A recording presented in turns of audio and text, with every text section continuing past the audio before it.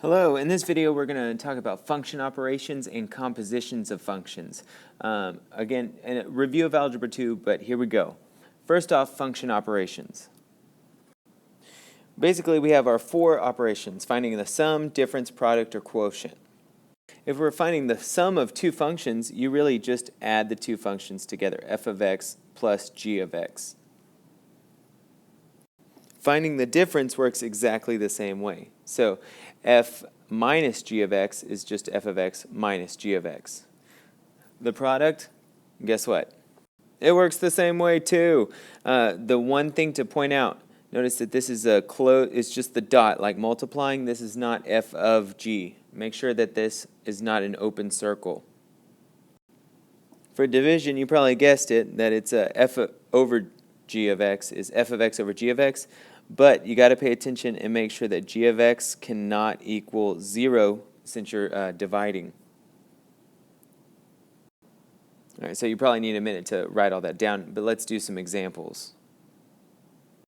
All right, here we have three functions, f, g, and h of x. There's x squared plus 4x, square root of x plus 2, and 3x minus 5. For the first example, let's do f plus g of x. To do this, we're just going to add x squared plus 4x to square root of x plus 2. All right, so we've done that, but now we have to see if we can combine any like terms. There are none.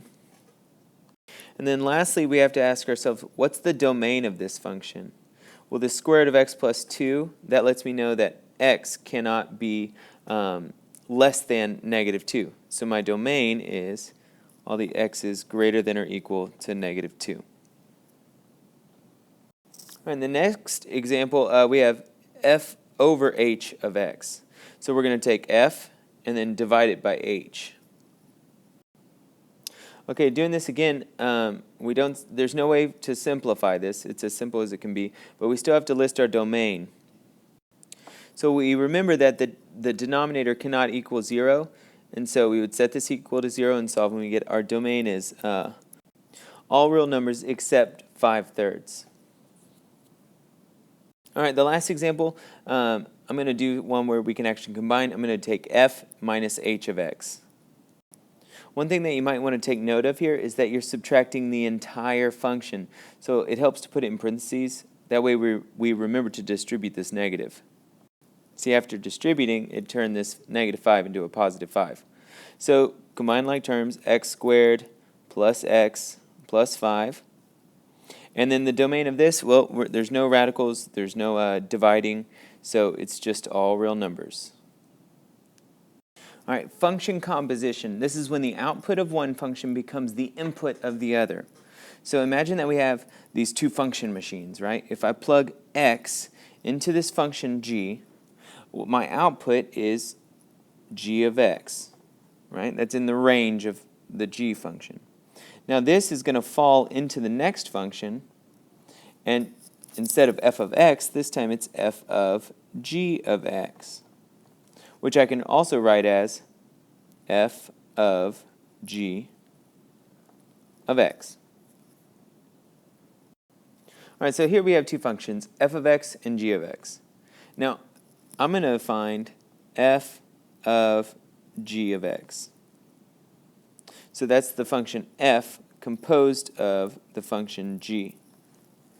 So just like we see this x here has now been replaced with g of x, this x will be replaced with g of x. So f of g of x is equal to, I'm going to replace this entire x with the function g. Now I can actually square that out, and then lastly just combine like terms. So f of g of x is equal to x squared minus 8x plus 17. Now I'd like you to try to find g of f of x using the same functions. Pause the video and then check with mine. All right, I hope you got x squared minus 3. This one was a little bit easier. We just plugged in x squared plus 1 in for this x and then subtracted the 4. Are they always this easy? Of course not. But do you get the general idea that you're just replacing this x with this function or this x with this function? All right, decomposition of functions, breaking functions apart, just going the other way. Let's say that we had f of g of x, and we gave it a new name, h of x. Okay, and h of x was equal to the square root of x cubed minus 4. Can we find an f of x and a g of x that when composed together would give us the square root of x cubed minus 4?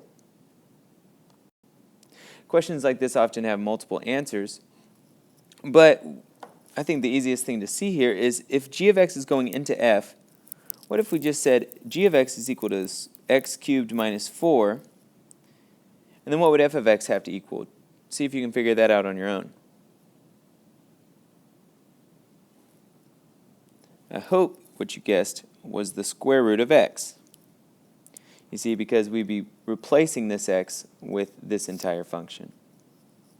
All right, so that's good just for a refresher on composition of functions and function operations. Goodbye.